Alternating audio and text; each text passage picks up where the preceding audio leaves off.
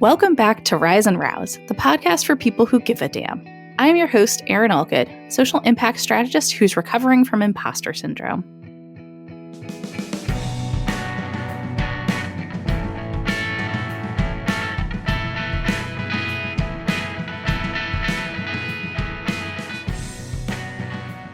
Today I am joined by Dr. Deena Brown, founder of the Leader Shift movement and author of the book Confidence: Unmasking the Imposter Within.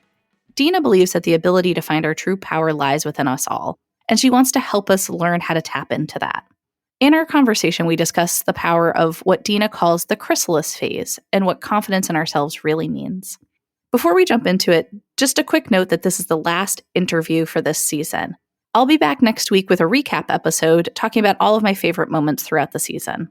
As always, you can follow us wherever you listen to podcasts on social media, and you can subscribe to the All Good Strategies newsletter to stay up to date on future episodes. Thank you all for another fantastic season. Don't miss our recap episode next week. And now I'm so excited to introduce you to Dr. Deena Brown. Dr. Deena Brown, I'm so excited to have you on Rise and Rouse. We're going to just dive right into it because we already were talking about this, and I don't want to lose the momentum of what we're talking about. But you have been in a bit of a, I want to say a reset, it sounds like. A reset. It's been a chrysalis. Ooh, I like that. That's right. It's been in the chrysalis, and it's about burning away all the things that didn't serve me in this season of my life so that I literally can let my wings go to fly. And it's been that transformation. So it's not even a reset. It's a transformation in this version of my cycle of that rebirth, that renewal that's there. So it's more like a rebirth renewal than just a reset. And I think that I differentiate them for a reason. Because when I think about a reset, it's like I kind of go back to start at the why. My why is there. It's not resetting. It's not even resetting the tone of my voice. What it went is like, you have all of these things, all these pieces, all of this even minutia, and some of them in grand scales of it. And I've carried it along with me on my journey. And I had to go inside and burn away and say, what serves me to the greatest good now? And that's why I say that chrysalis, because that caterpillar eats. And then it lands, and then it goes into that chrysalis phase to transform. Mm-hmm. And in that, it burns away any and everything that doesn't. So it gets to its wings. So the wings were already there. They always were there. That's why I said the why was already there, but you couldn't see them because it was covered and it wasn't in the state to be able to fly yet. So there's two parts of that when we think about the metamorphic journey that the caterpillar and the butterfly takes, not the moth, because the butterfly forms a chrysalis. The moth cocoons. Mm-hmm. And when you do the chrysalis, you're 100% have to be you're 100% covered. Mm-hmm. And dealing with the ecosystem and depending on what's happening around you will determine when you come out. Do you remember? So there was a time we did another podcast recording. I don't know, for your podcast years ago now. Podcast recording we did the future cast, which I'm going to also about too. Oh, good. I said something about what does it mean to be both like the caterpillar, the chrysalis, and like the butterfly all at once. Do you remember that? Like, it just gave me chills as you're talking about that. I forgot that I even said that at any point in time. It depends. And that's become my new favorite word. I said, it really depends on if you're pulling from your subconscious or your conscious state. Yeah. Yeah. And, so when I ask, clients, and when I'm working with teams now and leaders, I'll ask them, who's making this decision? Is it your subconscious you or your conscious you? Mm-hmm. Who's making it? Because your subconscious has all the triggers and has all the trauma and has all the narratives and has all of that stuff, good, bad, and indifferent, about where you've been and what you've been through. And that's what's clouding and shaping and shifting how you see the world right now. The conscious you is like, this is what I see right now. I'm not pulling from another narrative or another story. Yeah. I'm looking at it right now. And so when you think about what is it like to feel all those things, it depends. Where is your state? Are you in that space of the journey, or are you in the state of the presence? So I want to hear more about you in the chrysalis state of things. Oh my God. Chrysalis state's amazing. So my forthcoming book is called Confidence. Yes. Unmasking the imposter within. In the center of the word confidence is ID, your identity. Well, what is your identity and where's your identity formed? And who are you right now in the season? And it ties 100% into that chrysalis state. Why?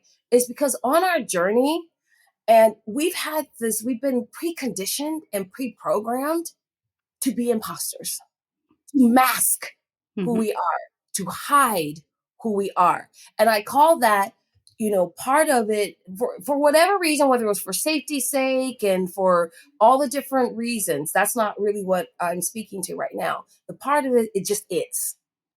That oxidation of life, what you've been through and how that has all these layers on top of you. And you've lost that sense of self since birth. Since birth. If you think about a newborn baby, right? They're not worried about if you like it or not. I'm hungry, I'm crying, give it to me. Mm-hmm. But the conditions of life begin to be applied to that baby and begins to shape an alternate version of themselves. How do we get back to that core is what that chrysalis state is about. Not that we want to cry and go, poop in our diapers. Yeah. I don't care how much full of shit we are. We don't want to do that. But do we want the pureness of who am I? And people's like, well, I don't understand. Okay, here's the thing. When we understand the impact that our mind, body, soul connection and how our neuroscience and I love the art of neuroscience, right? Mm-hmm. And the science behind our beliefs and what we know about ourselves is that the very first time that baby is left, they're crying and no one comes to pick it up. They're beginning to say, wait a minute, maybe I'm not worthy. They're not saying this in a verbal sense, but it still sits on the amygdala. Yep. Because the amygdala says, I got to protect you at all cost. Well, here's what you're going to do. Don't cry. Right. And someone will pick you up. You don't release your emotions. So I'm speeding the timeline of things, but you can see how back. And as we're journeying through our life cycles, right? And we're having all these different oxidations of life with experiences. Then we go to school. Sit neatly in a row in a chair. Only raise your hand. I have to give you permission to speak.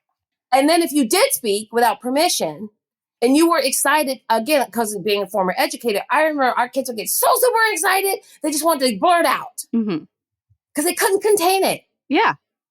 And without giving them the right tools to say, okay, here's how we do this respectfully and in a way, we tell them, be quiet or we punish them. So what gets imprinted on your psyche? Do not use your voice. Do not wait till you have permission to speak. And if someone doesn't give you permission, be quiet. So now you transfer that person into a corporate workspace, adult workspace. How come you never speak up for yourself? And you're like, I don't know. You're sitting there going, I don't know. Because subconscious you is saying, remember when we did that in 4th grade and Mrs. Ledbetter, she was really whatever, she reamed you in front of the class and you were so embarrassed. So how do we mitigate that? So we don't have to stay there.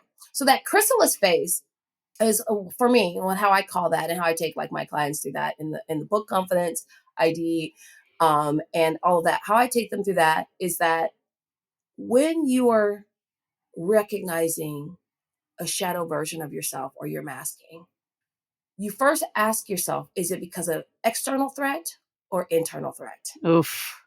And the external is you're making a decision with your conscious. If it's internal, there's been a trigger. Imposter syndrome is a trauma-triggered response to your psychic wounds. No one's talking about it that way. They keep saying, no. It's a trauma-triggered response to psychic wounds. Yeah. That's what it is. And so will you ever get rid of it? No. Can you mitigate it? Because you have been trained to be that. And that chrysalis phase you go into is for you to burn away. And there's cycles of that for you. And so when I sit there and say, these are narratives and stories that don't serve me anymore because I'm not that person anymore. At one point in time, it did serve me because it kept me safe. It kept me from, feeling shame. It kept me from all kinds of things. So it's nothing to be ashamed of. We have to reframe it and look at what was the purpose of it. So when you have a wound, and anyone who's been an athlete, and my son's an athlete, and he injured his knee, had to have surgery, tore meniscus, and then he did a little something recently, and so he's got a lot of effusion water on the knee. But people are like, what? I said, no, what's causing it? Because the knee's protecting itself from something. Right. So it's swelling up with water. So for us, when we are swelling up with fear, we're swelling up with isolation, we're swelling up, what is the cause of it? We're not getting to the root of it. We're not getting to the ID. And what is it doing? It's impacting how we show up and how we see ourselves, our identity, and the confidence to be ourselves in this season of our life. And so that's part of that unmasking. And now I can have a conversation with 13-year-old Deena, 15-year-old Deena, 25-year-old Deena, 39-year-old, like, okay, sis. And that's what happens in the chrysalis is that, okay, when you were married to that person and they were verbally abusive and they told you everything that you weren't, and the fact that you were ambitious and that you wanted more out of life, and that they told you that somehow was wrong, your brain's always listening. And so it's got stored somewhere. And so when I run into someone and they're asking me something, or I experience something right now at 51, right? Those elements come back. And so unless I know myself, which is the chrysalis phase, is that what it does? It's like, okay, Deena, here's who you are right now in the season. And it's the closest to your authentic self. And there's a lot of fear in the chrysalis phase for you to be able to fly, but fear is designed to get you to move in that space. Because will people accept me? Well, no, not unless you accept yourself. That's that chrysalis section of time that you go through. And so you go through these highs and these lows. You're in this little space, right? You're crying. Oh, lots of tears. But the powerful part is that you're inside of you, seeing you and making a conscious decision as you exit, right? Come out. Who am I right now in the season? It makes me want to go into chrysalis phase right now, And which I have been. I to have. be honest, I've watched your journey. You've been in Yeah. the chrysalis phase. You know, hunty. Yeah. Yeah. In that phase. Mm-hmm. Mm-hmm. You're flying, baby. And as you're flying, and this is those other wonderful tidbits when we think about, people ask me like, gosh, do you think like this all the time? Yes, I do. Yep. Uh-huh. I said, because if we want to understand ourselves, look at nature's natural and universal, amazing divine design. Yeah. We can tell a lot about who we are and where we are if we literally just look at nature's universal divine design. Just paying attention to nature. Yeah. Paying attention to nature, the ebbs and the flows, and how things. And so the story that, is often shared when we talk about what happens with the butterfly coming out of a chrysalis, and someone sees that butterfly struggling and it's trying to pump its wings to get out. It's hard. And I remember as an educator, the kids wanted to help pull away the chrysalis. Yeah. Oh, yeah. Right, because you see blood, and I don't know if you've ever seen. It ain't pretty, y'all. If you've seen this, if you've seen it come out, it ain't pretty. It's bloody. Mm-hmm. It's bloody coming out. Yeah. On that metaphorically, it's bloody, and the kids want to help it. And so I had one student who actually nipped and kind of helped because it's like, oh, my mind's not coming out, and the others had already been out and flying in the butterfly garden, and so we wanted to speed up the process. It never works. Never works. Snipped it. Butterfly comes out. The side where it was snipped so it could get out, the wing was ill-formed and deformed. The other side that wasn't, it was fully formed, but the butterfly still couldn't fly. Right. And it couldn't fly because the processes, the fighting for my right now I am, it didn't get to do. Someone intervened in the process and the timing. And so that wing was informed. And so when you're coming out of that chrysalis phase, there's no time limit. Is what I'm saying. Like, you'll start to see that. And it's those battles you won inside of yourself that you're now showcasing to the world. So can you stand in the face of your instigator and hold your I am story. Because you did all that inner work, you burned off, and you're saying now, fuck it, here I am. Here I am. The fuck? Here I am. And when the first person's run up in your face and says to you, who do you think you are? And you shrink. Instead of, no, who do you know I am? Mm-hmm. Uh-huh. It's something because it got you triggered. Why does my presence and my amazingness and my epicness bother you? What work do you need to do, boo? You see what I mean? Mm-hmm. We can reframe it here so that we don't shrink and then layer someone else's perspective and opinion on our I am narrative. That's when we begin to fly in the new season of our life. And I shared this with, gosh, I don't know, the last time I was talking to some person and I said, it's not the weight of other people's opinions that we have to let go of. It is the weight of our own self-recrimination. Yes. Who we are and aren't. Yes. Oh my goodness. Yeah. I haven't heard it put quite like that before. And it's just like so profound when you say it, because it really is like so much of the work that we have to do starts with us and situating ourselves within the broader context of the environment that we're in.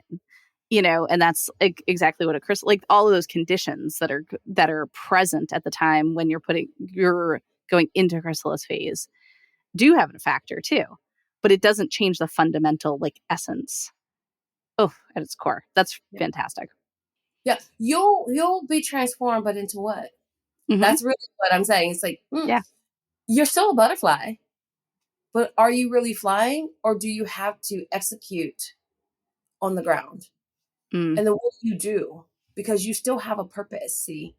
So that wing being allowed for you to fly does not negate your purpose. And I think that when life happens to us, when we call life lifing, we feel like this happened to us and now it changed my ability to execute on my divine calling and purpose. Liar, liar, pants on fire.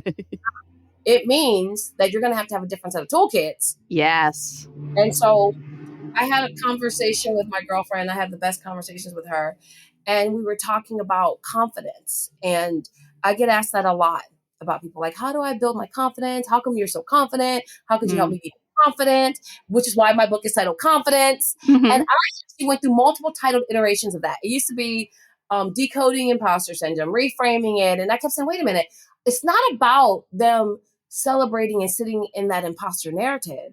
What do they want? They want confidence. They want audacious confidence. They really desire to show up as their authentic self as a leader. That's what my leaders want. That's what it is. And I said, so I keep looking up because I keep looking at my board. I just sitting there. It says the word confidence. I had the idea. And I had all of the branches in there. I was like, that's the title of the book. Yeah. Which is why I hadn't released the other. I was like, that's it. And we had the conversation recently about confidence. This was a game changer for me. We are all confident. We all are. But here's the caveat, Erin. Where are we putting our confidence? Yeah. In the fact that we suck, can't do anything, or that we are the boldest, baddest, audacious version of ourselves. See, people are like, oh, it's just, no. You're confident something. You're confident that you have to shrink in order to be. And I think particularly for women of color and Black women per se, I felt like the need to shrink in order to be able to get work done has been part of our oxidation and been part of the narratives that have been told to us. And someone said, when I started doing the research on imposter syndrome, which is my subject matter, like expertise, and my research I'm currently even doing on imposter syndrome and its intersectionality with race, class, and trauma, is the fact that when we think of who we are, and I start asking women, particular senior level, C-suite, Black women, badass women, and they're like, I got imposter syndrome. Deena, you got to help me. I'm like, you got imposter syndrome? Yeah. And I'm like, okay. I said, so let's walk through this. So Clancy and Ines, when they first, if anyone's familiar with the initial research in 1977, 78, Clancy and Ines did a study and they picked, a select group of women, and there's some narratives around those particular women. These women had access to therapy. So I want you to think about 1977. Yeah. access to Yeah. therapy, and the level and the success of these women. Think about who might have been in the picture, who wasn't in the picture, and think about who was actually. And I still have not been able to get that data set of what were the profiles of the people that you did look at. What were their profiles like, right? Mm-hmm. What I realized when I started doing this work, it was something different because it was more than. Mm-hmm. That was the start of something that was bigger because it didn't take into consideration microaggression, systemic racism, Right. intersectionality, any of those other things. It just said that you feel a certain way, like you're not enough or that you're an imposter whenever you have gotten it. And so I was sitting there doing, I'm like, and I kept saying, okay, these women are saying they have imposter syndrome. I'm listening to them. So I said, okay, can I share with you the clinical definition? So I give them the clinical definition. I go, is that how you feel like you don't deserve what you have? Hell no, I deserve this. Okay, different conversation. Yep. It's not what you are saying to you.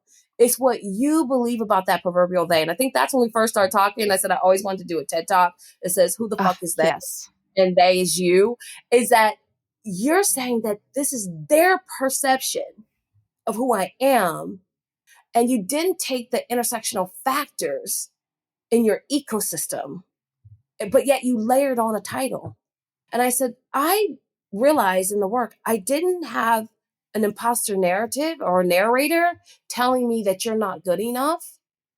My narrator said, you're too much for people. Mm. And because of your boldness, your largesse, particularly people, women, white men, will be intimidated by you. And whenever you use your voice and whenever you show up in the full essence of yourself, the largesse of your presence and your boldness will limit your opportunities. So it wasn't that I didn't feel like I deserved it. I knew I did.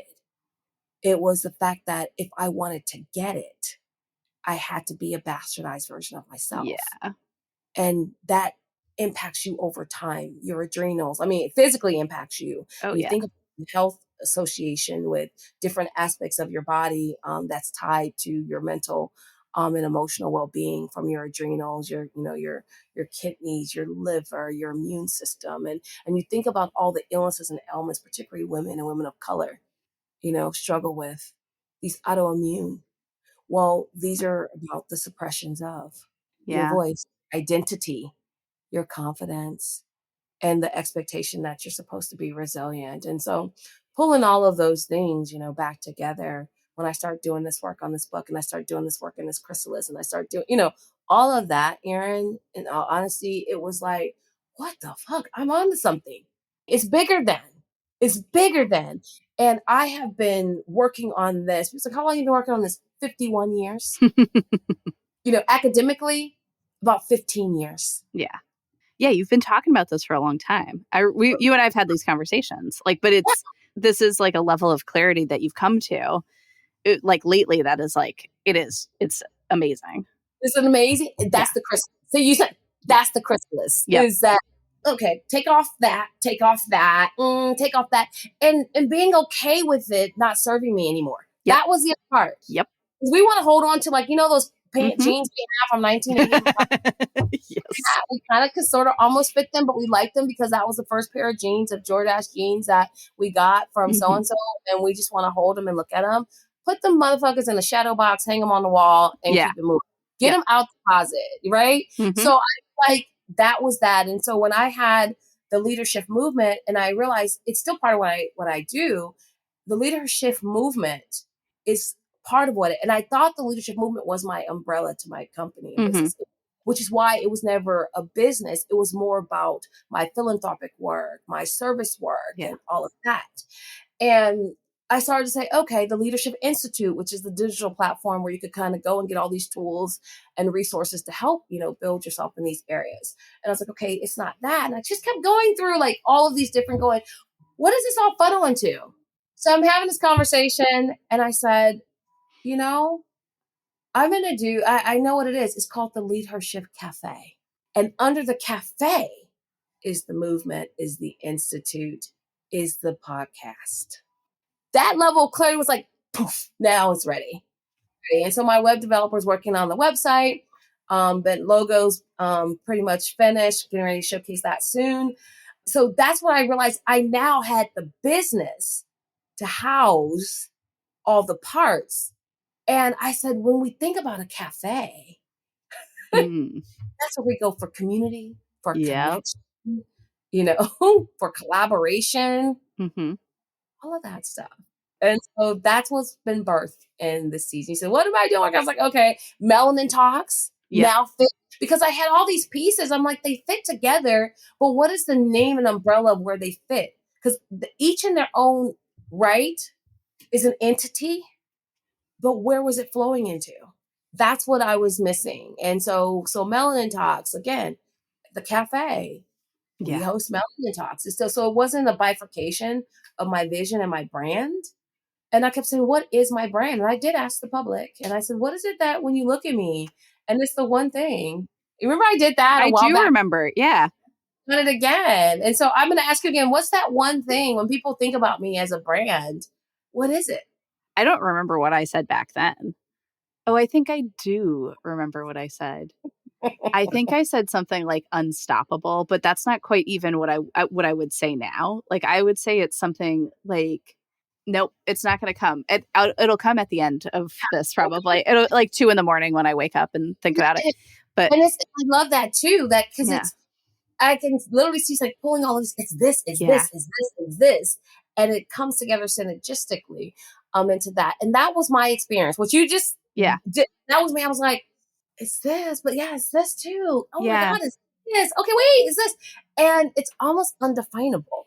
Ineffable. That's my favorite word is ineffable. Ah, And people are like, what is that word? I'm like, no, it's good. It's good. it's a good word.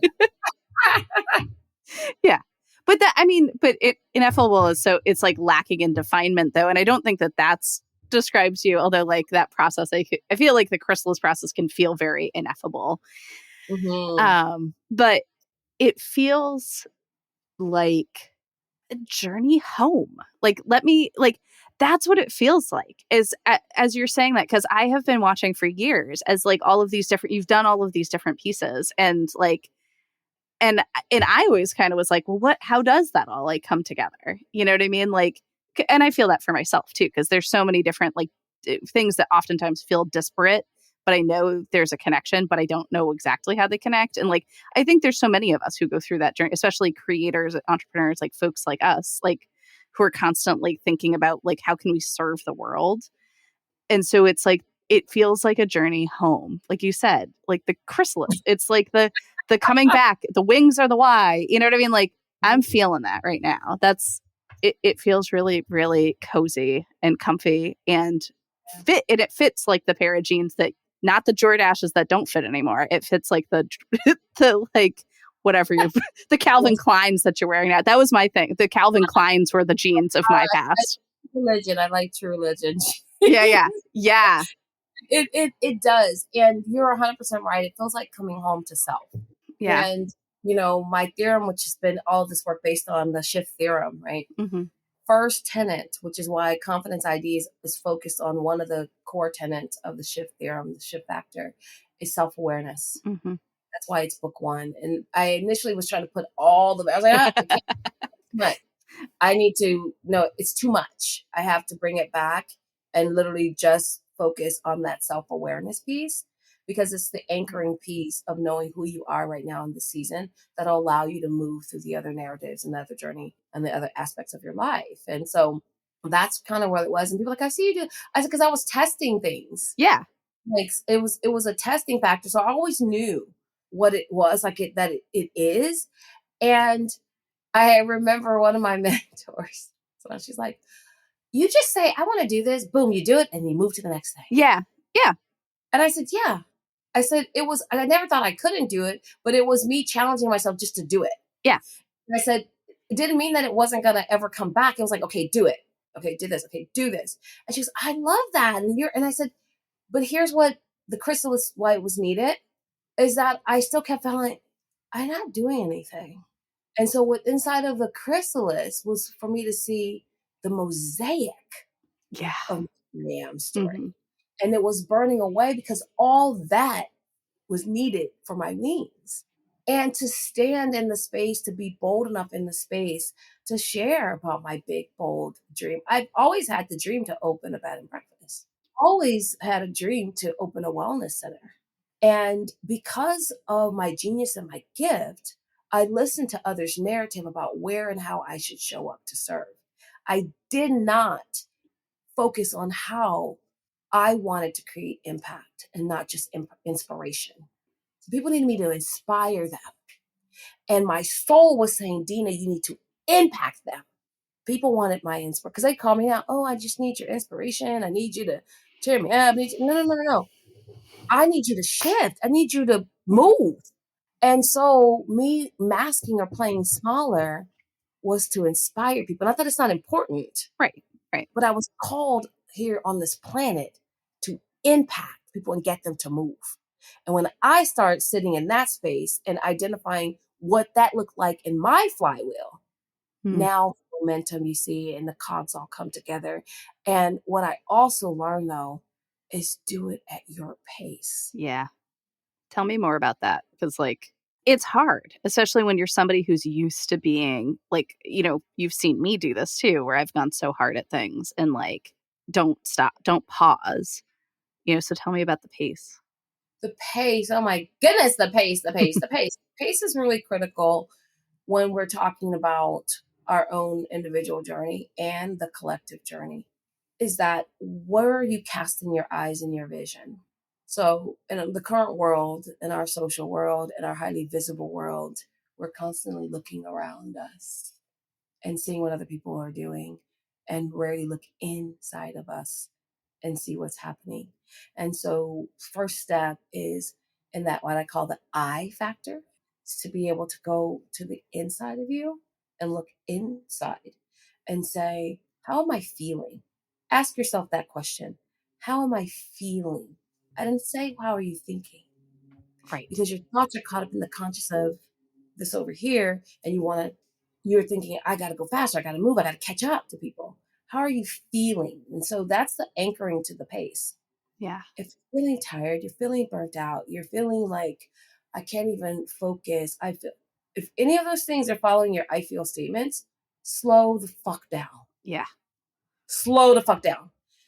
And it means physically, you need rest. You'll be able to go faster if you rest. Number two, how are you nourishing your body? So now once you're slowing down, that pace is, what am I using to fuel me? To fuel, you cannot run a marathon on fragmented energy. Right. You won't finish. Even when I just saw a private screening of Gran Turismo. So many lessons in that. But I love racing. I love racing. I used to take Xavier to Formula One racing. I love racing. But when there's an accident or someone goes off the rails, what do they send out? It's a pace car. Slow the race down. Yep. Everybody get back on track. When things are all over here and you're feeling all over the place, slow down. Yeah. Activate your pace car. And what you have to do is stop looking at how fast other people are going, because that's another trigger where you think you got to keep up with them. And so I believe in life hacks. I put things in place like, oh, blinder. I set things on my timer. I have a meditation break every day that goes off in my timer. I have my like binaural beats and meditation music set for 10 minutes. I just sit there. I have to, the only reason I'm connected to technology at that point in time is so I can play the music. To do that. And then I had to do a forgiveness ceremony. What was that like? Oh my God. I can't even imagine. Emotional. Oh, I had to, because I was trying to slow down without acknowledging and addressing the injuries that I accrued going fast. yeah. And the scar tissue. And I had to go back in and massage that and loosen that up and then forgive. And that forgiveness piece was forgiving myself for believing that I had not achieved anything amounted to much. I had to forgive myself for the opportunities, because you have an opportunity to choose one. You have choices. I always have to make sure I'm clear with this language. is that we have choices in front of us. You can choose agony or you can choose alchemy. And once you make a decision, that's where you'll continue to move. You have to decide. So the choice isn't where it stops. And I think for many of us in our lives that we think the choice, these are the choices. No, but what decision will you make? You're still going to be on a journey. Which journey do you want to take? That's your decision. Mm. And the alchemy is saying that that was fucked up. But what can I extract from it to grow me into the next thing? And how was that at that season and point in my life instrumental in me building bigger, bolder wings to fly higher? So it's the reframing that's necessary. The agony will have you sit there ruminating. Oh my God, oh my God, it was horrible. Yeah. And you will keep playing that tape over and over and over again. And you'll feel worse and your body will feel worse and you'll feel horrible. Doesn't mean that you won't still succeed and have things, but how do you feel? Yeah. So your pace is all about the feeling. And I think it's for a lot of folks getting to that point, getting to that like level of honesty with ourselves is hard, is really, really hard to kind of recognize how things have been serving us and to forgive ourselves and to do something different. Because even though you're in a pace car, it probably at some points feels really hard to go slower. But It's super hard to go slower. What are you yeah, talking about? The hardest thing in the world. I didn't say that was easy. yeah. It was hard because I am battling that other aspect of self that I need to move because Yeah. I'm going to be left behind. Yep. And so those, again, trauma is a psychic wound, Right. which is why I said, then I got to lean into how I'm feeling, because if I am jumping into how I'm thinking, then it is super hard, which is why I start setting timers. I start putting systems in place Yeah. to slow me down. What other systems do you have? Because like there's so many systems I have in place, like redundant systems too, because I know myself. I do redundancy because when your body repeats it, so many Mm-hmm. times it comes, it can book on autopilot, it ties into that basal ganglia, right? Mm-hmm. And it becomes what you do. So whether it's good, bad, or different, you got to be cautious of that. So one of the first things that I do is that I use technology as a tool. And part of that is setting timers. I literally set multiple timers. I have now sleep timer, where my phone goes on do not disturb. My phone is on do not disturb through 2 o'clock in the afternoon. And there's only a small window that I'm actually available on demand, and that's between like 2 and 7. And so 7 o'clock, it goes off. And now my son can get to me 24/7 because I have that, Yeah. mechanism. And the key people that really matter strategically and importantly, in that they can have access to you. So this is not getting. It's saying Right. I am really going to prioritize me. And what I'm saying to self is I'm prioritizing me. Then at 9 p.m. is bedtime. That sounds delicious. I never do that. Get to 9 p.m. to officially like sleep, sleep, sleep. But I shut down. It's like no more work. No, because and no more work. You're not Mm-hmm. work. No more work. If you want to sit and veg out and watch the Lincoln Lawyer and binge watch that, do that. Mm-hmm. And then by 10, though, I'm like, get in the bed. Unless I'm out, there's no. And then I put on again my deep sleep, my 433 megahertz. I literally start putting the tools around me and made them easily accessible. But I also listen to my body. There's been times where I'm like, I'm not tired at all. Like, I'm not tired at all. And I said, okay, so what will we do? And sometimes I'm in a create. So then I start monitoring my cycles. The second thing I did is start monitoring my cycles. Mm. I start writing it down because I do have, again, look at nature's divine design, where I'm in a highly creative space and I create during the melanin hours often. So when Mm-hmm. I can't, I'm like, ding, ding, ding, wide awake. I lean into that. So I don't do absolutes is my second point. Yeah. I set things up to create a system, but what I lean into, I don't do absolutes because the one thing that is a standard is that I listen to my body. I love that. I almost think of it. So a lot of what you're talking about is like the opposite of goal setting, because it's just like, because goal setting boxes you in so many ways to kind of like, nope, this is how this has to be. But like being able to create the fluidity that's needed is really, really powerful. And I started at this. I've been somebody who always wakes up at like 6 o'clock, for many, many years. And I would like pack my calendar with meetings and things like that. And over the last, I don't know, year or so, maybe not quite that long, but like I have started allowing my body to just sleep as long as it wants and to go to bed when I want and exercise when I want. Like I've been sleeping until 8 o'clock every day, which is not a normal thing for me. And I've had to shift all of the, I used to have a standing 8 a.m. meeting with my virtual assistant. Most other people don't get access to me at that time, but I moved it because I'm like, I can't do this anymore. I can't be on that early. I don't want to be on that early. Of course there's exceptions because like I know I just put something on my calendar for 8:30 in the morning for a client that I'm like, okay, but that's a one-off thing. You know what I mean? That's a one-off thing that would have to happen. And it's being able to like be that present in my own body has Yeah. worked wonders. Like really, I've grown in that. Oh, Yes, that's 100%. And I even began to reshape my language about that. And I'm still working through that. And everything I'm sharing, like, I'm always yeah. still like working progress. But here's the thing: I'm conscious of it. Like, you got to be conscious of it. I stopped telling myself, "You can't do that." No, I Yeah. started saying, "You don't want to do it." Like, you know, Yes. I said, "No, I don't want to. I don't want to, Yeah. or I will not," because the can't portion tied into other narrative Mhm. Mhm. narrator about lack and ability.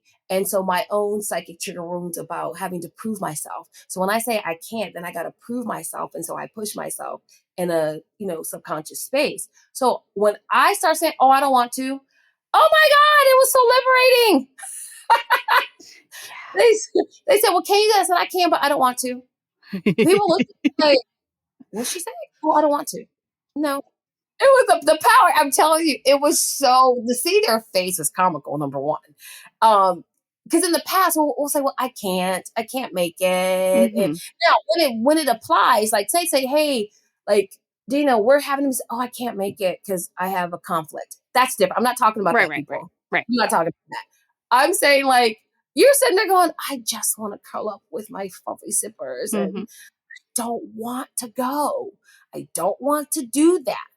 And when I started doing that, I started honoring myself in a way that self recognized me honoring it and got bolder and more confident Mhm. and stronger in It's my like ID. you're claiming like agency in a way that like can't doesn't allow you to claim agency. Absolutely. That's so cool. That's so cool. And but it's so funny as we're talking about this though. I'm like, oh, if I was to say that, like in my own head, it's like triggers the whole kind of like that whole train starts like, gearing up to be like, oh, but if I say that, people are going to think I'm a bitch. Do you know what I mean? Like people are going to think I am just like this self-important bitch. Like, Mm-hmm. and it's so funny like that automatically happened in my head as we're having this conversation that tingle I got in my chest around like, ooh, people are going to think this about me. And I mean, that's like literally just like played out everything we've been talking about in real time. All of that is in Confidence ID, the book. Like it's journey and how do you Yeah. move through that. And from all like if you can tell, it's all the things we've talked about over years. Like Yeah. it was bringing it all together. Like, oh, that's what's happening.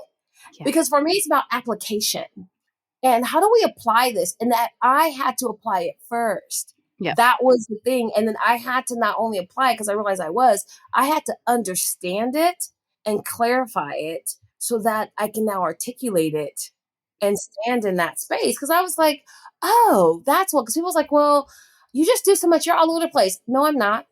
I'm very clear because you don't have clarity on what's inside my head is your concern. I'm very clear on what I'm doing, what I'm saying. And I had to get to that point to recheck people. I was like, nope, that's not it. Because when people say, gosh, it seems like you're all over the place. You just got so much going on. You're doing everything. That would go in and Yeah. it would freak me out. And I'd be like, oh my God. And then I'm like, oh, I can't do that. I only can do this. Oh, I can't do that. Mm-hmm. Not realizing and trusting my intuitive nature of knowing that it was all interwoven. I will tell you this, Erin, this has been a journey that I can laugh about now because I'm like, what the fuck? Yeah. You know, like, but now that I'm seeing it, not just seeing it, but talking about it as my one thing, as my one thing. And people are like, what do you want to be known for? Audacious confidence and authentic leadership. Yeah. That's my claim. And I'll tell you, I'll tell you the confidence thing. I've done this analogy. If anyone's have listened to my thing before, is that I start looking up the word confidence, right? And it means strong trust. No, it means firm trust. Firm trust. Ooh, I like that. Firm Mm. trust. In the dictionary, it means firm trust. And, I had to unpack that more. And we think about something firm is like hard. Firm trust. Firm trust in what was the big first question that I asked. And so I created the acronym TRUST to go with that. It's truth resonating under situations of trauma. Yeah. Truth resonating under situations of trauma. That's what trust is. Wow. And so I ask people, are you speaking through your trauma or your truth? Yeah. Whichever one is talking, that will impact what you put your trust in and what you have firm trust in.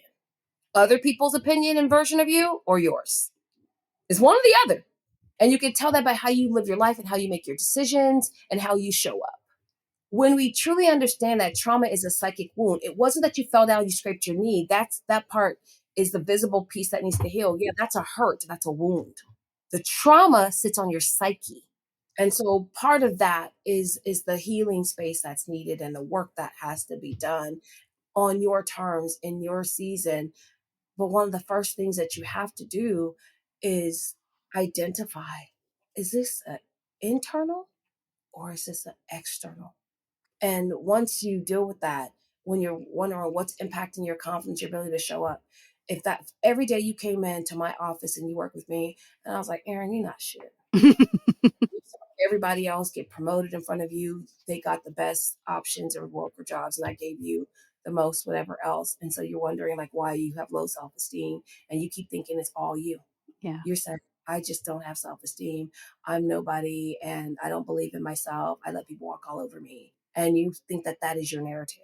Mm-hmm. You're not taking into consideration the ecosystem Right. in which you're being in, right? Mm-hmm. No, you are having a traumatic response to something. Right. That's where your identity got lost. You left it behind. And so in this season, I'm helping everybody fucking body go pick up where they left their confidence themselves. I want you to pick it back. Go pick you back up wherever you left it. And if you can't remember, then leave that shit on the ground, get you a new pair. Yeah. So that's what I'm working on. That's what I've been doing. That's where I am. One of the things I love just the most about you is just this like radical transparency that you have too, just around the journey, because so many people, not many of the people, really nobody who's like on the podcast per se, but like people I talk to are just kind of like, they want to present that like the neat and tidy version of whatever journey they've been on so that it can be packaged more cleanly or whatever. And I appreciate that like you share that this is like it, you didn't come to this like it didn't just like light bulb in your head one day. Like this has been work. And I think so much of like change that happens in the world requires that kind of like work. But because of how we present it in such a bite-sized version of things, they don't actually get to see the reality of it. And that's, just me reflecting back to you, like why I love talking with you so much is that I feel like the authenticity, like I feel it. And that authenticity helps people to also understand and like tap into their own authenticity, which is huge. Thank you so much. Yeah, it was even sharing at that level. Have a son, that'll learn you. Have an adult son, that'll learn you even more. And I tell people I am who I am because I'm Xavier's mom. Yeah. And he's the single most important person in the world. He's my favorite human, period. And doesn't mean I like him all the time, but I love him forever. Mm-hmm. And who did I need to be the mom he needed, to be the man he needs to be? Yeah. Was what I leveled everything on. And I had to get out of my own fucking way. And I was like, okay, either you're going to level up or what? And so when I couldn't do it for me, this is another hack. I did it because of him, and that's okay. I was like, okay, Deena, yeah. But I look at him and I'm like, you can't stay there. You cannot stay there because it is hurting the single most important person in your fucking life. Mm-hmm. Get your shit together, like now. Yeah. Get all that ego shit out the way. And it surprised me. I'm a private person. So I love what you're saying because I'm a private person. Like I see all over, you probably see 5% of my life. Yeah. Like, don't share a lot. But I didn't realize what I did share was so impactful. Yeah. Go figure. Because that was my headspace. I wasn't doing it for that. But it was something interesting someone said to me, and they said, Deena, it's just, this is how I transitioned into what you're saying, that radical transparency. Yeah. And I realized the impact it had in really helping someone else through their journey, and why I started even digging deeper into the work and sharing the work. I wasn't sharing because I was ashamed. I just didn't think that it was necessary to share or that people were really listening. That's a whole other thing though, And someone said to me, everything's always so easy for you. I said, what the fuck are you talking about? I've been through a lot of shit. Are you kidding me? You think I'm here today and I just woke up like this? I've been through some shit. And I just made a decision that I didn't want to stay there. And that's when I started getting into what you're saying. I was like, okay, hold up, y'all. Y'all got this all twisted. And that had been the catalyst for me being more vocal about that. Because I didn't know, but people wanted, or it was going to be that impactful in their life. I just didn't. Yeah. And it was not about like, oh my God, I'm nobody. No, it was like, oh, really? You care about that? Because okay, y'all, this can I be real for one second? Of course. I really don't give two real fucks about your life and what you're doing. Mm-hmm. I really don't. From a standpoint of, I need to be checking in on your life all day to rate my life based on that. That's what I mean by that. The people I love and care about, I'm all up in your business. I'm like, what are we doing? I'm excited about that. But I am not comparing my journey to yours. So I did not think, I didn't think that people were looking at my journey and my experiences going, oh, wait a minute, she was able to do that. So I can't. I didn't, because I was like, in my head, oh, I could do it. Let me just figure this out. Mm-hmm. That's been my narrative. So when people started coming to me and I was like, oh, okay, let me tell you how to do it. And that's where it was like, oh, here's the theory. Okay, here's the framework. Here's my toolkit. And I said, Deena, you're onto something. And so my girlfriend, I call her my personal board of director, president. She's like, Deena, people need what you have. And so then here's the part, everybody, and I know you probably heard 1,000 times from me, and anytime you hear, you're going to hear 1,000 times from more. Here's the part I had to get real with myself and ask myself hard questions. Are you really not sharing because you didn't think that people valued that, or have you not valued what you had to offer and share? I said, so it wasn't about them, because I knew it, because if people are always coming to you for that thing, the fuck that it matters, right? It was me. That's the chrysalis portion. It was me. And it says, what part of your narrative have you disassociated with that you're not tapping in to pull out what you need? Whew. Deena, I'm going to have like a crazy weekend now, just like doing my deep exploration, just based on all these questions you're asking. Like, which is like, I mean, we talk about like kind of like the universe, works in the ways it's supposed to be working in. And like, for me, like, I needed this conversation with you today. Like, I needed to be with you and like in your presence and just get that fire. Cause like, we each are walking our own journeys, but thank God I have you alongside me too. Thank God, because there's like people like you who make me think in ways that make me have to do that deeper exploration, because staying surface level's a fuck ton easier than it is to do the deeper work. And I'm like, oh, I am ready for it at this moment in time. And, just thank you for sparking it. No, thank you for like, I always, I have such a fondness and love of our sisterhood. And when we think about like the people in our life and on our journey, and I get a little emotional with this, and I think about the time when I was like, what the fuck do I need to even figure out? And I remember like you just being there and serving in that capacity for me to be that spark. to be the person to say yes, to be the person to say, I got you. I don't know what the fuck we doing, but I got you. Yeah. And that's what I'm like, okay. So I think about those memes. I'm like, okay, I just called my friend. We're going to do some shit. We don't know what we're doing, but we're going to do some shit. Okay, yeah. And I love that you're that person for me from day one has been like, what do you need? What do you got? What you want? How can I help?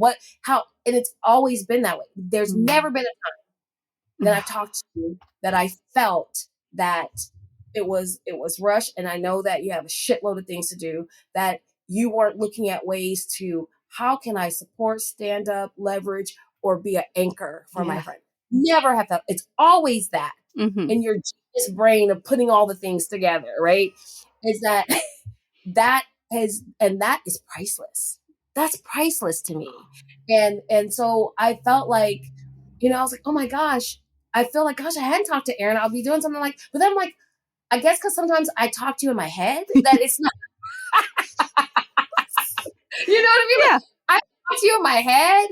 And so that there's a different connected piece that it always feels like, well, didn't we just talk? Because so I figure we're doing it in the astral realm or somewhere, having meetings there. But it's, but you know what I mean? Like, you have those certain people in your life are like, I hadn't talked to you. It's been a couple years. No, it had to be just. Yeah. And then you realize, oh my goodness, no, that's 2 years. No, it's not. That's how I feel. Yeah. About you, about the all of the things that we've been in. Actually, it's probably been since COVID, because when we were doing the COVID virtual party thing in 2020. Oh yeah. Yeah. It's 2023. Why does it feels like I just talked to you yesterday? I know. I mean, so that's the part, to me, that's what's real. That's what authenticity gives you. Yeah. That's what that connection gives you. And knowing that at the right moment, at the right time, it'll be that connection that's needed, because you're what I needed in this time, because I've sat with this book, I've sat with this work. I mean, like literally sat with the next thing going, oh, I'll wait. Oh, maybe it's not the time. Oh, I'll put it. And to be affirmed that now's the time and now's the season, it's like, okay. And so I'm doing it in the pieces and at my pace. And for me, it's like, just keep doing it. Just keep doing it. I'm still in the rest season, if that makes sense. I'm still like, no, Deena, you need to get your physical wellness together. I had a health scare, recently. And it was all because I wasn't taking care of myself. And it was like, oh, I am way too flawless and fine and fabulous to be going out this early. And so I said I had to choose me. And so I could still do these pieces, but that's where the pacing card came in. So that's why I go, how are you feeling? If you want to go sleep, go sleep. And don't guilt yourself and shame yourself into doing work, especially as an entrepreneur, because you can never shame your way to better. Ever. Impossible. So I had to, and that's part of looking out at the world and that hustle culture. And if you're an entrepreneur and you're this, or you want to do this, you got to go fast. You got to get in front of everybody. No, because what I have will solidify all the chaos and provide clarity for people in the world. That's what I bring. So if I do it this week, next week, or the week after, it's going to have impact. And I had to have that conversation with me, because it was like, oh, I said, why don't I do this? It's no. Go to bed. Take your ass to bed and get up in the morning. So coming back from our the big trip that we just had, I had this moment where I arrived home and I was feeling calm, cool, collected, just refreshed, invigorated. And I was like, I want my internal motivation to not be stress. I want to actually motivate myself intrinsically, because I want to put this stuff into the world, or I want to be doing this kind of work, or I want to do XYZ. I do not want the motivation, because so much of my life has been motivated by fear around money, stress around needing to get something done, bullshit deadlines that I need to meet, or I have self-imposed, or whatever that might be. So when I think about waking up in the morning and having to wake up at a certain time and have to go hustle, have all these meetings, I was like, I just don't want to do that. And I have been, intellectually have been rejecting it, and my body has been rejecting it too. To be honest, I'm just no, I'm done. I'm done with this now. So it's like this conversation came at the perfect time because it's helping me to kind of even stand stronger, I think, in that. So the last thing I'm going to ask you before we wrap up, though, is, because I ask everybody this, is what does it mean to give a damn to you? I'm going to take a new spin on it. To give a damn is really about the flow. Think about the dams that we hold up inside of us and we let flow out of us. Yeah. And the healing energy of water, the leveling energy and the force and the power, the dynamicism. Mm. And so if I'm giving a damn, I'm giving you a flow of life force, energy. I'm giving you something to renew, refresh, restore, and to cleanse mindset so that you don't take those traumatic moments and embed them into your memory. And so to give a damn for me is to flush out everything that serve you right now so that you can operate in flow. That's what it means for me to give a damn.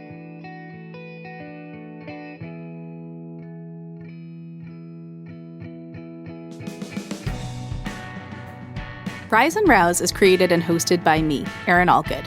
It is produced and edited by Steph George of Stefania Audio. Production support from Grace Cleary-Morin and Jana Krizanova. Our theme music is written and produced by Cleary-Morin. If you enjoyed this conversation, please leave a 5-star rating and review to help us reach more people.